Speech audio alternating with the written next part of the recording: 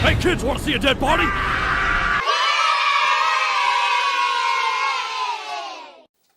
Hello, I'm Pluto Burns, and welcome to something a little different.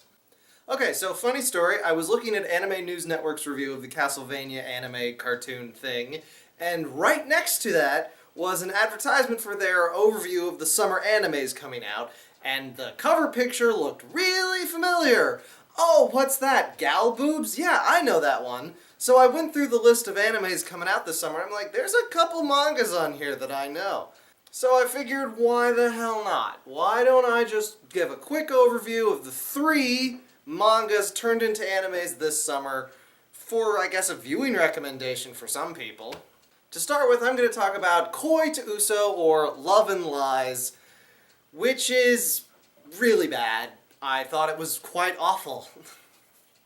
Okay, so the setup for this one is that the Japan government has decided that the birth rates are too low and that they're going to institute government-sanctioned marriage partners, and they're decided by the most compatible DNA or something. And it all smacks of eugenics and like extreme fascism, because if you do have the option of turning down your government-sanctioned marriage partner, but it indicates that you're not a team player and makes it really hard to get jobs in really good fields. So the story is, this guy has been in love with this girl for 10 years, ever since they were in kindergarten, and it's just about coming up on time that the first round of people start getting their marriage partners, and he's really concerned that he's going to be one of them, so he finally confesses his feelings, and she shares them, and they make out, and then the government soldiers track him down in the middle of a park at midnight, and they're like, oh yeah, here's your paperwork, we got you your wife, it's not her. Okay, so we've got a story where a guy's in love with a girl and can't be with her because of stupid made-up reasons. But then he meets his marriage partner, and she's really cute and like from a rich girl family, and she's super interested in his love life with this girl he made out with once, because she's a complete love novice and she just wants to get like a contact high from their love. Okay, so that's the basic setup.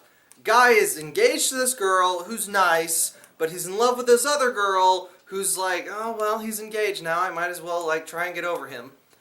But he keeps making out with her.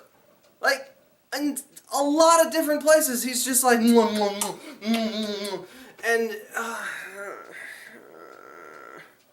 the reason this bothered me so much is because it's blatantly for fan service. The girls are stacked or have really nice badonkadonks, and they wear frilly clothing, and they're all over him at times, and he's the epitome of the gutless harem main character who does nothing except basic niceness. The only kind of interesting thing about this story is that his best friend is gay, doesn't tell anyone, but is quietly in love with him, and he doesn't fucking get it, and it's really awkward. There's elements of this that I thought could be good, but it's all cast aside in favor of the stupid, we can't be together because government. I don't like it at all. And the main character, no one acts like a human. The storytelling is all tell, don't show. And the only believable action is the fact that he keeps making out with the girl he was originally in love with because he's 15 and he's guided by his boner. That I believe. And I really, really take issue with the I'm in love with you angle. You've barely spoken to her. You lusted after her for 10 years, then you got to make out, and you're a 15-year-old boy, and the power of boners is strong. You don't know what love is. You're 15. You're fucking teen. But that's common in romances. I really want a romance that would teach people that sometimes you have to date a lot of people to learn how to be good at it. Speaking of, the second one on the list is My Girlfriend is a Gal, which I was keeping up with on my own time. Like, Court to Uso I picked up and dropped, but I read all of it in, like, one sitting. Anyway, back to Gal. I actually like the Gal aesthetic. I don't know what it is. I like the darker skin. I like the fashion. I like it. So I thought this was going to be my bag. It really wasn't. So, you remember how in prison school all the main guys were perverted losers, and that was the joke, like we were supposed to be laughing at them? Okay, My Girlfriend is a Gal kinda does the same thing, except we are supposed to like the main guy. Even though he hangs out with a self-proclaimed pedophile and a men's rights activist proto-human.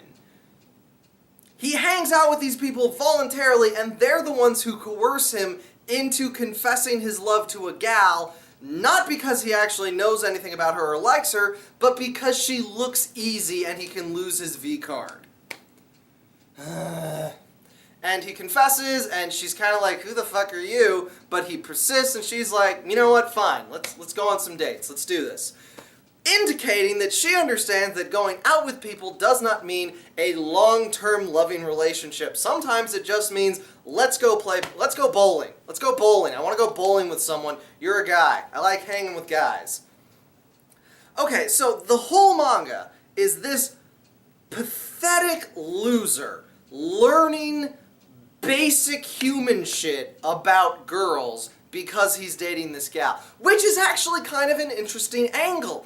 I would love if there was another manga where a guy is dating a girl, learns how to be a better dater through doing that, and then moves on to another girl. That'd be something. Like, or a girl does that. Either gender, it's fine. But we don't get that. We get lots of boobs shoved in his face, lots of panties shoved in his face. Her best friend is like mega stacked, dark-skinned gal, and then like his childhood friend sees him dating a gal, so she dresses up like a gal, and her boobs are like, she's got cancer boobs. That's all I can describe it as. She's got either cancer boobs or watermelon stuffed in her shirt. And she looks exactly like a Lolicon's wet dream except for the gigantic stacko boobs. So everything about this is just for the titillation and for the guy to be as non-threatening as possible so that all these hardcore girls feel appreciated and loved by his dopey loserness. It's not good. It was on the verge of doing something good, but it didn't do it. Alright, the last one we got is Centaurs Worries. This is probably the one that you'd most want to check out, because it's not gouge your eyes out horrible. But I also can't fully recommend it because I don't know what the hell it is doing. It's about a world where centaurs, goat people, devil people, angel people, they have the halo and the wings, I don't think they can fly, snake people, frog people, who are of course from France.